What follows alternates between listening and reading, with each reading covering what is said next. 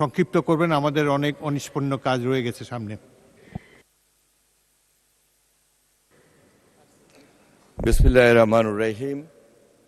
মাননীয় স্পিকার, আপনাকে অসংখ্য ধন্যবাদ। আমাকে আপনি আজকের এই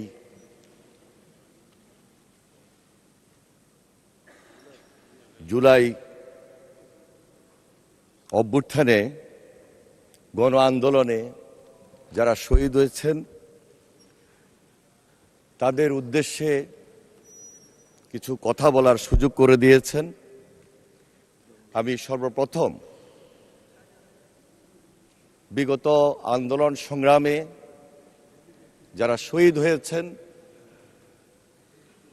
বিশেষ করে গুম খুনের শিকার হয়েছেন এবং সর্বশেষ জুলাই আন্দোলনে যারা শহীদ হয়েছেন তাদের আত্মার মাগফিরাত কামনা করছি এবং তাদের পরিবারের প্রতি সমবেদনা জ্ঞাপন করছি।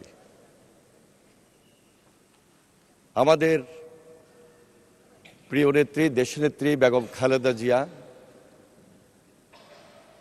তিনি দীর্ঘ আন্দোলন সংগ্রামে নেতৃত্ব দিয়েছিলেন এবং সর্বশেষ তিনি আমাদের থেকেও বিদায় নিয়েছেন। আমি তার আত্মার মাগফিরাত কামনা করছি এবং তার প্রতি গভীর শ্রদ্ধা নিবেদন করছি। আমরা হেলিকপ্টার থেকে গুলিবর্ষণ দেখেছি এবং সেই হেলিকপ্টারে যে গুলিগুলো হয়েছিল সেদিন মেধার জন্য যারা আন্দোলন করেছে, বিশেষ করে এই দেশের ছাত্র জনতাকে দমিয়ে রাখার জন্য ওই ফ্যাসিবাদ, যেই ফ্যাসিবাদ বাংলাদেশে এক নায়কতন্ত্র কায়েম করেছিল, একদলীয় শাসন করেছিল এবং এক ব্যক্তির শাসন করেছিল, তারাই সেদিন সেই হত্যার জন্য নির্দেশনা দিয়ে জুলাইয়ে যারা আমরা একত্রিত হয়েছিলাম দেশনেত্রী বেগম খালেদা জিয়ার নেতৃত্বে এবং এদেশের ছাত্র জনতার নেতৃত্বে তাদেরকে দমিয়ে রাখার জন্য ওই সিদ্ধান্তটুকে নিয়ে তারা রক্তের বন্যা সেদিন বয়ে দিয়েছিল।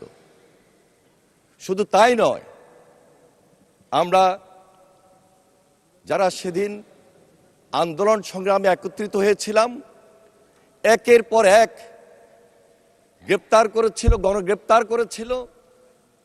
আমি সেদিন ডিবি অফিসে যখন যাই সেই স্মৃতিটুকু শুধু আজকের এই পার্লামেন্টে তুলে ধরেই আমার এই সংক্ষিপ্ত বক্তব্য আমি শেষ করব।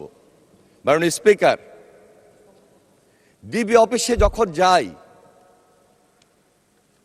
25 জুলাই আমাদের সিনিয়র অনেক নেতৃবৃন্দ ডিবি অফিসে চোখ বাঁধা অবস্থায় ছিলেন।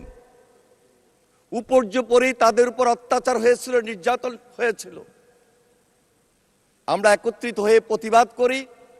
এই প্রতিবাদ করা অবস্থায় আজকের সরকার দলীয় অনেক সদস্য তো ছিলেনই, আমাদের অনেক ছাত্রনেতাও ছিলেন এবং বিরোধী দলীয় যারা এখানে কথা বলেছেন তারাও সেদিন এক রুমে একভাবে আমরা আবদ্ধ অবস্থায়, নির্যাতিত অবস্থায় ছিলাম।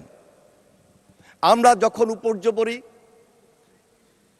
ওই ডিবি অফিসে শুনছিলাম যে হত্যা এবং হত্যা হচ্ছে, খুন এবং খুন, রক্ত এবং রক্ত, তখনও বুঝতে পারি নাই 5 আগস্ট সেদিন ওই ফ্যাসিবাদ বিদায় নেবে। মহান আল্লাহ তাআলার হুকুম, 5 তারিখে 5 আগস্ট আমরা যখন দেখলাম ফ্যাসিস্ট বিদায় নিয়েছে,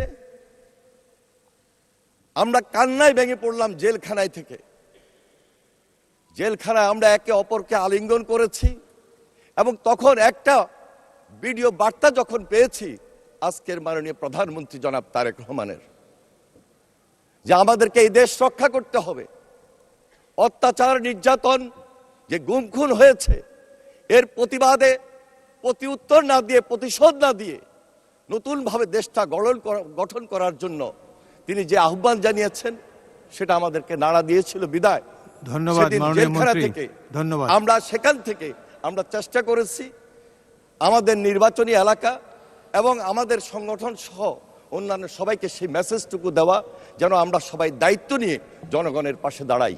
মাননীয় স্পিকার, আজকে আমি এখানে উপস্থিত সরকারি দল, বিরোধী দল এবং যারা নির্বাচিত হয়ে মাননীয় সংসদ সদস্যবৃন্দ এসেছেন, এই জাতি আমাদেরকে দিকে তাকিয়ে আছে। এই জাতির প্রত্যাশা অনেক, কিভাবে নতুন বাংলাদেশটাকে গড়ব এবং মাননীয় মন্ত্রী, বাংলাদেশটাকে গড়তে গিয়ে মাননীয় মন্ত্রী আমরা শেষ যেন করেন। সেই দায়িত্বটুকু নিই। আজকে দয়া করে সকলের শেষ দায়িত্ব। করেন।